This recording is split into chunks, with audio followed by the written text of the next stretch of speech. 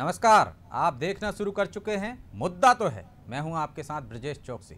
आज बात मुद्दा तो है में करेंगे रामबाई के रिश्वत ज्ञान की। देश के प्रधान और प्रदेश के प्रधान दोनों कहते हैं ना खाऊंगा ना खाने दूंगा। भ्रष्टाचार पर जीरो टॉलरेंस के बड़े बड़े दावों के बीच मध्य प्रदेश की एक विधायक रामबाई रिश्वत पर खुलेआम ज्ञान दे रही हैं। रिश्वत लेने वालों से कह रही हैं, भैया आटे में जितना नमक डालते हैं उस हिसाब से रिश्वत लिया करो तो कोई हर्ज नहीं है।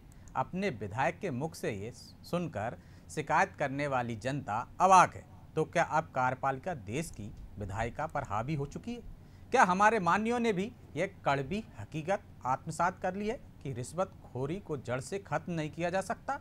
तो क्या अब भ्रष्टाचार वाकई में शिष्टाचार बन चुका है? फिर सरकारें क्यों खोखले दावे करती हैं कि भ्रष्टाचार मुक्त प्रशासन देंगे? रामबाई के रिश्वत ज्ञान पर इन्हीं सवालों का जवाब जानने की कोशिश करेंगे, लेकिन उससे पहले देखिए यह रिपोर्ट।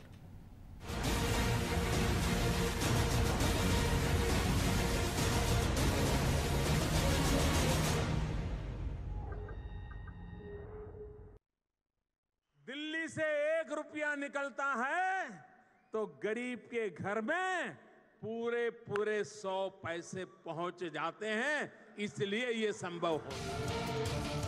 प्रधानमंत्री नरेंद्र मोदी का ये मानना है कि देश से रिश्वतखोरी समाप्त हो चुकी है।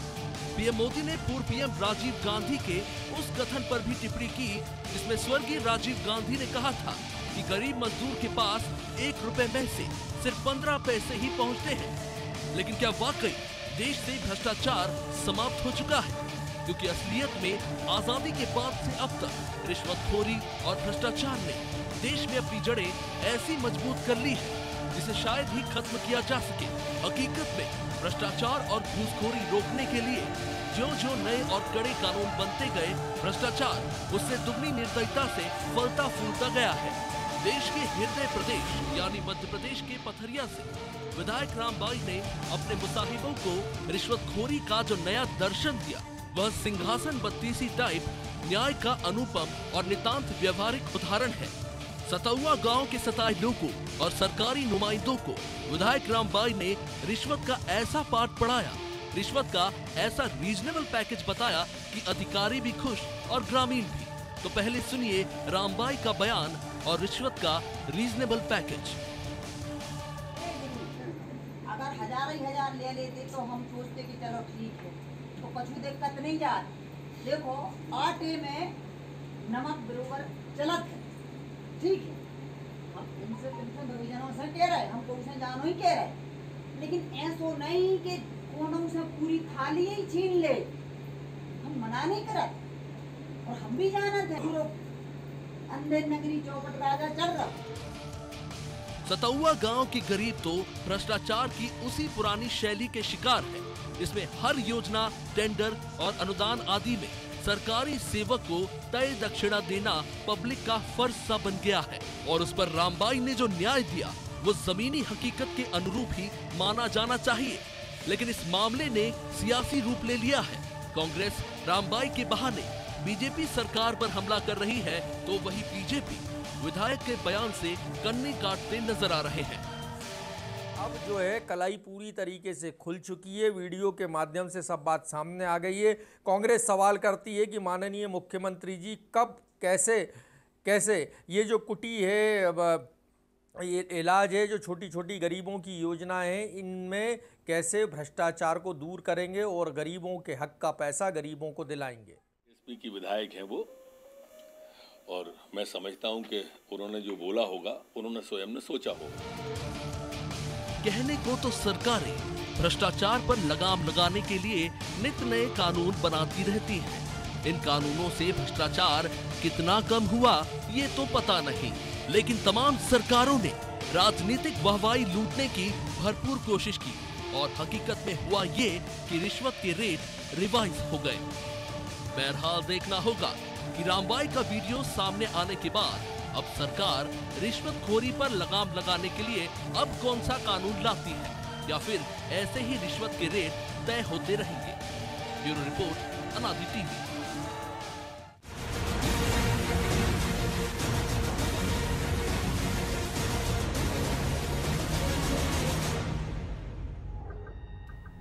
तो रामबाई के रिश्वत ज्ञान पर हम चर्चा करेंगे और चर्चा में हमारे साथ जुड़ेंगे भाजपा से विधायक रहे हैं, पूर्व विधायक हैं और अभी वर्तमान में उपाध्यक्ष हैं। नए लुक में आप उनको देखेंगे, शंकर लाल तिवारी, और दूसरे होंगे कांग्रेस से प्रवक्ता योगेश गुप्ता। हम कोशिश करेंगे कि विधायक रामबाई भी हमसे जुड़ेंगी चर्चा के बीच में। लेकिन क्यों मध्य प्रदेश में बात हो रही है रिश्वतखोरी की? क्योंकि विधायक खुद कह रही हैं कि रिश्वत उतनी लिया करो भैया जितना आटे में नमक डालते हैं। तो क्या हमारे नेता, खासकर माननीय विधायक और सांसद, ये जान चुके हैं कि ये नासूर को ख़त्म नहीं किया जा सकता, इसका इलाज नहीं किया जा सकता? मुख्यमंत्री तक शिकायतें आ रही हैं कि प्रधानमंत्री आवास योजना में किस तरह से भ्रष्टाचार हो रहा है।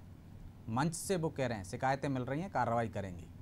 तो ये नासूर जड़ों में पहुंच चुका है, कैसे इसे ख़त्म करेंगे, इस पर ही हम चर्चा करेंगे। और चर्चा में हमारे साथ शामिल हो गए हैं शंकर लाल तिवारी जी और योगेश गुप्ता जी। दोनों का बहुत बहुत स्वागत है।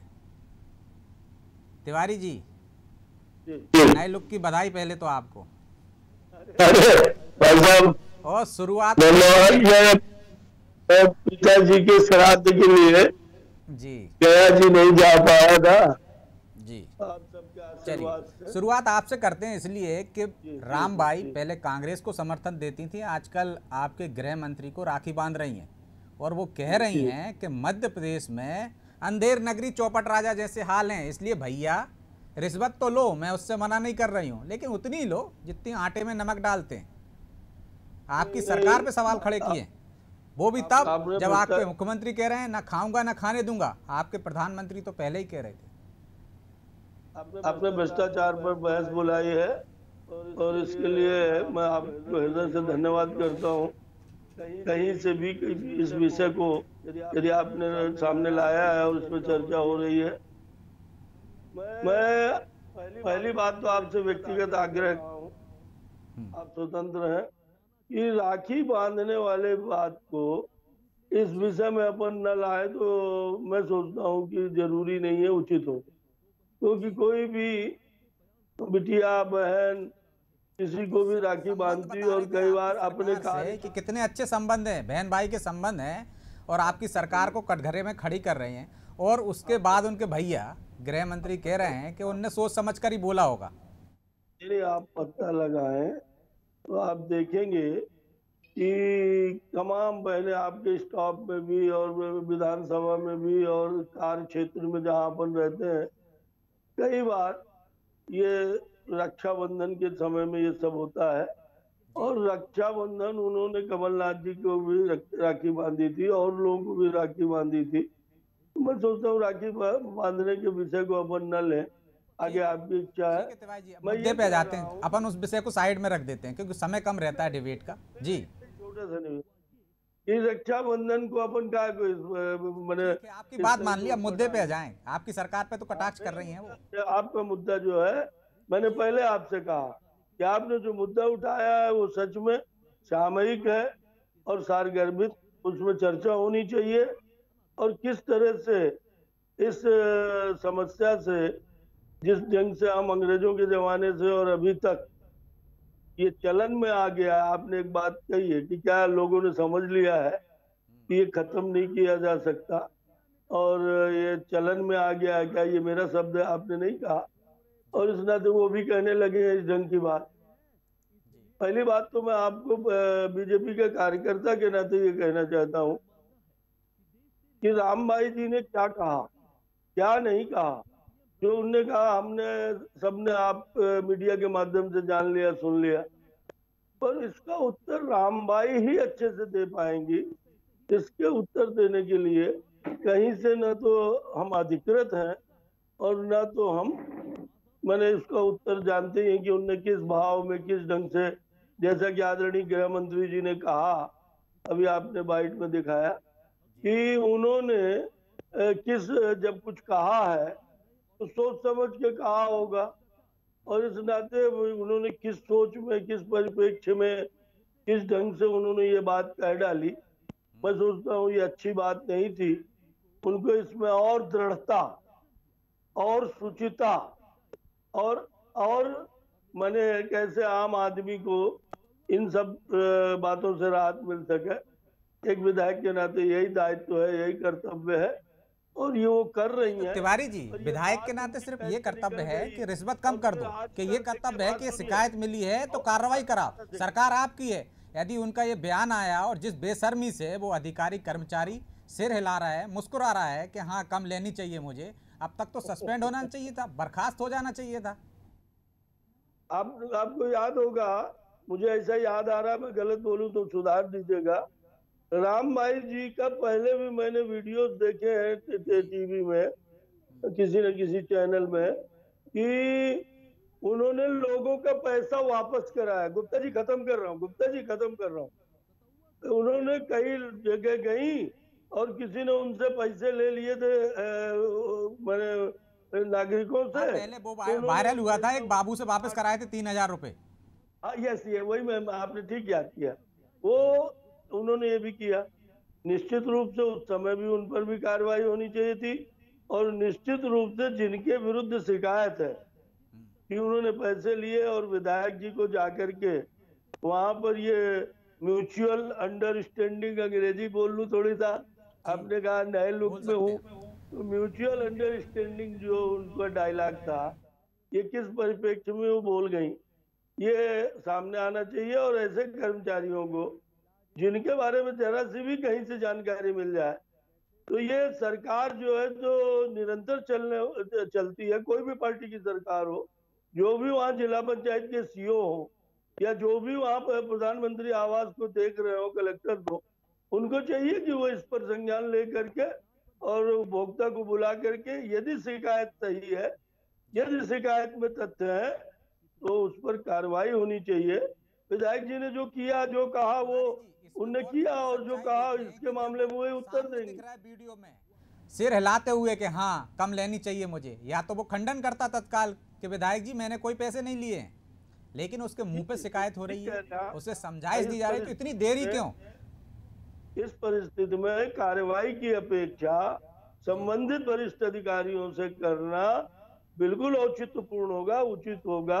और इसलिए मैं भी ये बात कह रहा हूं कि अगर शिकायतकर्ता से भी निवेदन कर रहा हूं अनादि चैनल के माध्यम से कि यदि शिकायतकर्ता इस बात को अभी भी रमाबाई से, विधायक जी से कहने के बाद अगर कलेक्टर के संज्ञान में ले आए अपनी शिकायत और जानकारी दें, इस वीडियो का हवाला दें, मुझे नहीं लगता कि कलेक्टर शिकायत पर और एक्शन करने में कोई कमी करेंगे। वीडियो तो पूरे देश दुनिया में छाया हुआ है, पूरे प्रदेश में, पूरे देश की मीडिया ने चलाया। गुप्ता जी, आप हर चीज में आपकी कांग्रेस पार्टी, गुप्ता जी हर चीज में आपकी कांग्रेस पार्टी एक जांच दल गठित कर देती। इतना गंभीर मुद्दा है कि रिश्वत ली जा रही है पीएम आवास में, सीएम तो पहले ही मंचों से कह चुके हैं कि ऐसी शिकायतें मिल रही, कार्रवाई करूंगा, यहाँ तो खुलासा हो गया।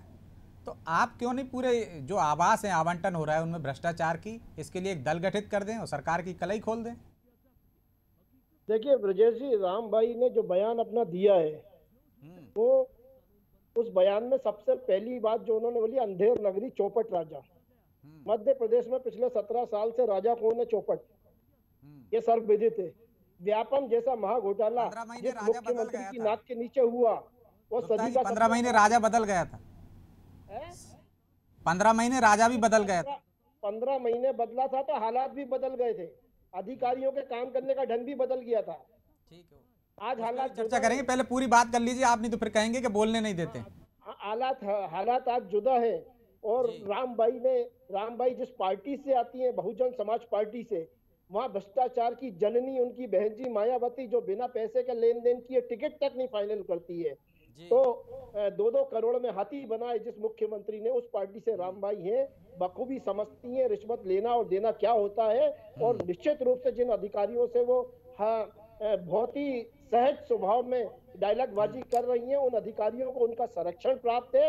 एक विधायक के नाते राम भाई को इतने संवैधानिक अधिकार प्राप्त है कि इस घटना के घटित होते ही वो सर्वप्रथम उनका दायित्व बनता था एज ए जनप्रतिनिधि कि उन अधिकारियों की सस्पेंशन की अनुशंसा की जाती, लोकायुक्त में शिकायत की जाती, मध्य प्रदेश शासन के का ध्यान आकर्षण किया जाता। ये सारी प्राथमिक जो बातें हैं वो रामबाई को अपने दायित्वों की पूर्ति करनी चाहिए थी, वो नहीं करी। मध्य प्रदेश में हालात इतने खराब हैं कि परसों 2 दिन पहले का ये पुराना अखबार है, ब्रजेश जी इधर देख लीजिए। देख रहा हूँ हाँ, आप गिनाएंगे वो सबने पढ़ा है। 500 रुपए तक रिश्वत ली जा रही है। 500 रुपए में अफसर बिक रहे हैं। 1618 अधिकारियों से 1500 करोड़ की संपत्ति अटैच की गई है। एक आपका ऋषभ जैन जो ग्रामीण हेल्थ मिशन का डायरेक्टर था, 30 लाख की रिश्वत लेते हुए पकड़ाया। ये सब काम मुख्यमंत्री शिवराज सिंह जी की जानकारी में बखूबी हो रहा है। उसका एकमात्र कारण है जो तबादला उद्योग सीएम शिवराज सिंह ने चला रखा है पिछले 18 योगेश जी, आप कह रहे हैं कि रामबाई बखूबी जानती हैं, बसपा से आई हैं, वहां कैसे 2-2 करोड़ रुपए लिए जाते हैं। तो ये रामबाई आपको भी समर्थन दे रही थी, कमलनाथ सरकार में आपको भी समर्थन दिया, तो तब ये पता नहीं था क्या, या तब उनको छूट थी कि हाँ भाई ठीक है? पता था, बिना शर्त समर्थन, बिना शर्त, कोई शर्त नहीं थी रामबाई की, ना ही रामबाई को कोई सुविधा दी गई थी कमलनाथ जी की सरकार में। सरकार जो सुविधा जिनको दे रही है और जिनके बारे में वो बोल रही है, ये प्रश्न आपको उन जिम्मेदार लोगों से पूछे जाना चाहिए। आज पूरे मध्य प्रदेश के अंदर 16-17 साल में भू माफिया, शिक्षा माफिया, नर्सिंग माफिया किसके संरक्षण में फला फूला है, क्या आप नहीं जानते? आपकी जो 15 माह की सरकार थी वहां रिश्वतखोरी बंद हो गई थी योगेश जी। मध्य प्रदेश में जब माननीय कमलनाथ जी की सरकार बनी थी तो भू माफिया प्रदेश छोड़कर भाग रहे थे, नर्सिंग माफियाओं पर नकेल कसी गई थी, शिक्षा माफियाओं का बुरा हाल था, कर्मचारी अधिकारी एक फोन पर काम कर रहे थे, 30 दिन के अंदर जवाबदारी उनकी तय की गई थी। तो मध्य प्रदेश में कमलनाथ जी ने जो सरकार चलाई है 15 महीने में, 15 साल कमलनाथ जी के गुणगान पर नहीं है, शिवराज जी के। तिवारी जी को कह रहे हैं कि 15 माह में रिश्वतखोरी भूमाफिया भाग गया था, रिश्वतखोरी नहीं हो रही थी।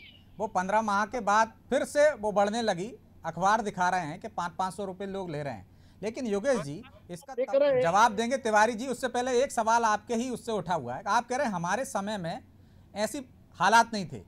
जीतू पटवारी मंत्री थे, उन्होंने एक बयान दिया था कि सारे पटवारी रिश्वत लेते हैं, 100% लेते हैं कलेक्टर के सामने, और सारे पटवारी हड़ताल पे चले गए थे।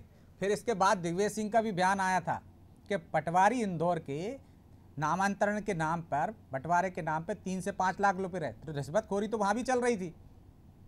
देखिए, अगर आप मध्य प्रदेश शिवराज सरकार को डिफेंड करने के लिए डिबेट रखिए तो मैं आपको बता रहा हूँ, आप पे बात आई तो आप डिफेंड पे आ गए। मैं तो ये कह रहा हूँ ना, आप अपनी सरकार को क्लीन चिट दे रहे, तो मैं बता रहा हूँ सवाल करना तो बनता है ना। इसमें मैंने कुछ गलत बोला हो तो बता दीजिए आप।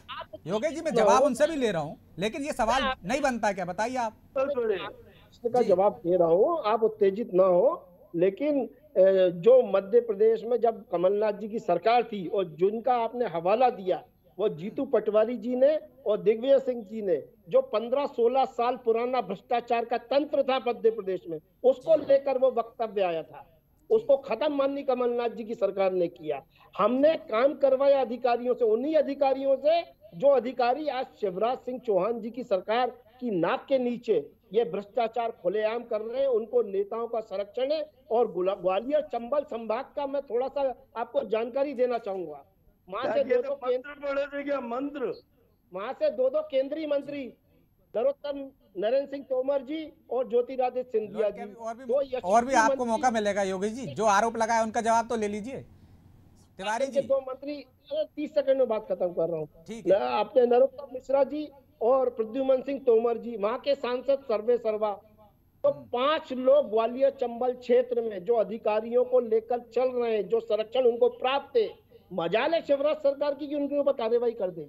आप कार्रवाई की बात करते हैं, नगर निगम कमिश्नर को वैसे ही हटा दिया था कचरे के मामले में। तिवारी जी देंगे जवाब। खैर तिवारी जी मैं एक बात पर तो योगेंद्र जी की तारीफ करूंगा जी। योगेंद्र जी की पार्टी ने भले चुनाव के बाद जब सरकार बनानी थी और पूर्ण बहुमत इनके पास नहीं था, इनके पास भी नंबर्स घट रहे थे, तो इन्होंने कहीं शेरा का, कहीं आदरणीय रमाबाई जी का, विधायक जी का, इनका सबका खुला समर्थन लिया। रोज टीवी में कांग्रेस के नेता नहीं दिखते थे, पर रमाबाई जी का चेहरा पूरे प्रदेश के अंदर छाया हुआ था और ये कह रहे हैं कि हमने कोई प्रलोभन नहीं दिया, हमने कोई सुविधा नहीं दी। याद करिए कि टीवी में आए दिन रमाबाई जी तारीख और महीना पखवाड़ा बताती थी कि मुझे कमलनाथ जी से, दादा से बात हो गई है और उन्होंने मुझे मंत्री बनाने के लिए कहा। और इसका खंडन कभी कांग्रेस से नहीं आया, कभी मुख्यमंत्री जी के प्रवक्ता से ये खंडन नहीं आया कि ऐसी कोई वार्ता नहीं हुई है। मैं आपसे आग्रह पूर्वक कहूं कि आदरणीय योगेंद्र जी ने बड़ी अच्छी बात कही है जी। मुझे भी याद आ गई बात, इसलिए मैं उनको कह रहा हूँ अच्छी बात कही कि मायावती जी और पैसे लेकर के टिकट बांटती है, बिना पैसे के वो टिकट नहीं देती। मुझे याद है कि 18 के चुनाव के समय ब्रजेश जी आप बोलेंगे तो आप पर आरोप लगने लगेगा कि आप तो बीजेपी के लिए काम कर रहे हैं। ये आरोप भी अच्छा नहीं है, इस तरह के आरोप नहीं लगाने चाहिए। हमारी छाती में कोई सूल भी चुभ हो तो हमें उसका जवाब डट करके देना चाहिए योगेंद्र। पर आपने कहा कि मायावती, वो अच्छी बात कही आपने, सही बात कही आपने, और उसी का लब्बो लुबाब ये था कि मध्य प्रदेश के और देश के राजनीतिक चर्चाओं में एक बात छाई हुई थी और मीडिया में कि कमलनाथ जी मायावती को, बीएसपी को मैनेज करने में लगे कि मध्य प्रदेश में वो खड़ी न करे अपने कैंडिडेट और कांग्रेस का समर्थन करे। ये तो कांग्रेस से पूछ करके और जातिगत समीकरण बैठा करके अपने प्रत्याशी घोषित करे। ये मीडिया का समाचार था और इस पर माननीय कमलनाथ जी का भी ये बयान था कि मेरे मायावती जी से व्यक्तिगत संबंध का एक का भी जवाब नहीं दिया इन्होंने। अब उस सूत्रों से 800 करोड़ का सौदा और 20 का जवाब नहीं दिया। उनके सीधे आरोपों का भी जवाब दे दीजिए कि 15 माह में एक भी आरोप का जवाब की नहीं बात बन पाई और न वो 20 टिकटों की बात कांग्रेस हजम कर पाई। और नतीजा ये हुआ कि कमलनाथ जी के व्यक्तिगत संबंध जहां के तहां धरे रह गए। योगेश जी ठीक कहते हैं कि 800 करोड़ नहीं पहुंचा, 20 टिकटें देने का वादा कमलनाथ जी पूरा नहीं कर पाए, तो बीएसपी ने इनके नाक में दम कर दिया उस चुनाव। और इस नाते मैं विषयांतर हो गया पूरा। योगेश जी मैं आपके बीच में नहीं बोला, ये पिटिल मत करो, मैं आपके बीच में नहीं बोला है। आरोप है उनके भी तो जवाब दे दीजिए। मैं आपके आप ही की बातों को उत्तर दे रहा हूँ। आप फिर विषयांतर हो गया। अपना धर्म निभा ही नहीं रहे दायित्व एंकर का। अरे डिबेट का सबसे आरोप लगाओगे, कभी चीखोगे, ये क्या तरीका है भाई? चीख रहा है बताओ, उत्तर देने दो। आप सुनो, मैंने धैर्य से आपको सुना है। आप पुराने नेता हो, थोड़ी आप समझो इस बात को। आपको रिश्वतखोरी पकड़ी जा रही है, आपको पॉइंट बता रहा हूं। रिश्वतखोर पकड़े जा रहे हैं तो ये किसके इशारे पर? कांग्रेस के इशारे पर, ये सरकार के इशारे पर कार्रवाई हो रही है। और सरकार संकल्पबद्ध है जीरो टॉलरेंस। और इस नाते ये रिश्वतखोरी की जो उदाहरण आप बता रहे हो, ये सरकार की उपलब्धि है कि लोकायुक्त और भी जो संस्थाएं हैं वो पूरी ताकत के साथ इस तरह के भ्रष्ट लोगों को, जिनके ब्लड में 60 साल में कांग्रेस के हुकूमत ने आजादी के बाद सिर्फ भ्रष्टाचार भर दिया है, जिनका डीएनए भ्रष्टाचार हो गया है, उन रिश्वतखोरों को पकड़ रहे हैं हम। तिवारी जी, मुझे लगता है कि पूरी बात आ गई आपकी। योगेश जी, जनता को, और ये रिश्वतखोर आपके टाइम पे नहीं पकड़े गए। आपके टाइम पे तो मुख्यमंत्री जी का, कमलनाथ जी का पीए, उसके यहाँ से डायरी बरामद हुई, उसके यहाँ से करोड़ों बरामद हुए और ईडी ने छापा मारा। आपके भ्रष्टाचार नहीं हुआ रहा था। अब वो कहाँ से थैली आ गई थी जो कमलनाथ मायावती को देने वाले थे? वो कहाँ से थैली आ गई कि ज्योतिरादित्य पीछे हो गए टेंडर डालने में और कमलनाथ मुख्यमंत्री हो गए? आपकी भारी भरकम आवाज में गुप्ता जी की आवाज थोड़ी दब गई। उन पर क्या गंभीर आरोप लगा दिए, जवाब तो ले लीजिए, कुछ बोल रहे हैं। गुप्ता जी, आपकी आवाज नहीं आ रही थी, बोलिए। देखिए, मेरी आवाज तो आप लोगों के हाथ में रिलीज करना या आपके ही हाथ में। आपको फुल हमने उनकी आवाज, उनको रोक दिया है, आपको बोलिए। आवाज में टाइम जाया कर देते आप, बोलिए।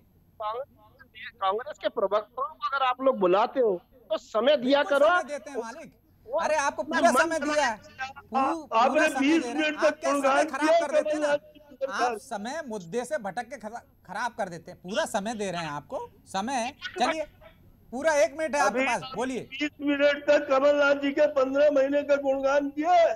15 महीने में बच्चा घुटनों के बल खड़ा नहीं हो पाता। डिबेट क्या कर रहे हैं ना ये? अरे अपनी उम्र का लिहाज करो तो इतना उत्तेजित जाओ राजा, तुमसे हर मामले में शांति से सुनते हैं, शांति सुन लीजिए उनकी बात, वो भी शांति से बात कर। जी गुप्ता जी, जयप्रकाश नारायण ने 80 साल की उम्र में इंदिरा जी को निपटा दिया था। उम्र की बात न करो, घमंड में अच्छा नहीं है। सेहत का ध्यान रखा करो, उम्र हो चुकी है आपकी। तिवारी जी 30 सेकंड में उनका कमेंट्स आ जाने दीजिए, नहीं फिर वो आरोप लगाएंगे, उनकी बात तो पूरी आ जाने दीजिए। आप स्वास्थ्य की चिंता कर रहे हो, मैं आपको धन्यवाद करता हूँ। मैं आपकी सेहत की चिंता करता हूँ, मैं आपको धन्यवाद करता हूँ। चलिए अपनी सेहत बचाने में ऐसा वैसा नहीं हूँ गली का चलता बामन। चलिए हमारे साथ मनोज वर्मा जी भी जुड़ गए हैं, पॉलिटिकल एडिटर हैं, मैं उनसे कमेंट्स लेना चाहूंगा। मनोज जी, दोनों दल बातें करते हैं भ्रष्टाचार की कि हमारी सरकार आएगी भ्रष्टाचार उखाड़ के फेंक देंगे, भ्रष्टाचार जीरो टॉलरेंस की बात करते हैं, चाहे कमलनाथ जी की आई हो चाहे शिवराज जी की, लेकिन धरातल पे हकीकत कुछ और है। क्या वजह है मनोज जी?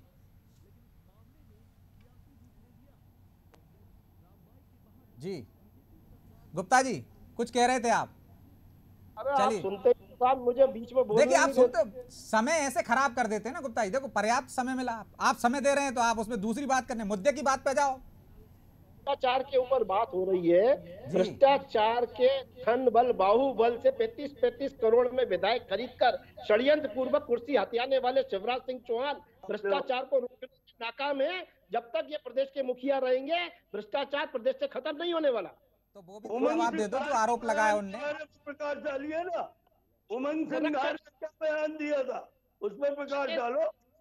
शिवराज सिंह चौहान स्वयं में भ्रष्टाचार के जनक है, मंत्रालय से लेकर सीएम हाउस तक भ्रष्टाचार पसरा हुआ है। ठीक है, क्योंकि अब समय इजाजत नहीं देता है, इसलिए तिवारी जी और योगेश जी इस चर्चा को हमको यहीं विराम देना पड़ेगा। आपका दोनों का बहुत बहुत शुक्रिया चर्चा में भाग लेने के लिए। तो जीरो टॉलरेंसी पर बात करते हैं भ्रष्टाचार की, सारे राजनीतिक दल, लेकिन भ्रष्टाचार है कि बढ़ता ही जा रहा है। आरोप प्रत्यारोप लगते हैं कि हमारी सरकार थी तो हमने कम किए और अब हमारी सरकार आई है तो हम कम कर रहे हैं, लेकिन कम क्यों नहीं होता? शायद प्रख्यात बैंकर शरद जोशी ने करीब 3.5 दशक पहले अपने एक चर्चित व्यंग हम भ्रष्टन के भ्रष्ट हमारे में लिखा था कि भ्रष्टाचार एक ऐसा फूल बन गया है जहाँ जहाँ सूरज की किरण जाती है वहाँ वहाँ भ्रष्टाचार की पौध पनप जाती है। और यह सब आज सरकारों के तमाम दावों व कार्रवाइयों के बीच देश और प्रदेश में हो रहा है। शायद यही वजह है कि आज भारत एशिया में रिश्वतखोरी के मामले में नंबर 1 पर है। एक सर्वे में खुलासा हुआ था कि 51% से अधिक भारतीय रिश्वत देते हैं। तो क्या रिश्वतखोरी हमारी नियति बन जाएगा या इससे निजात मिलेगी? मुद्दा तो है। मैं आज इतना ही, मुझे दीजिए याद और आप देखते रहिए अनादि टीवी। नमस्कार।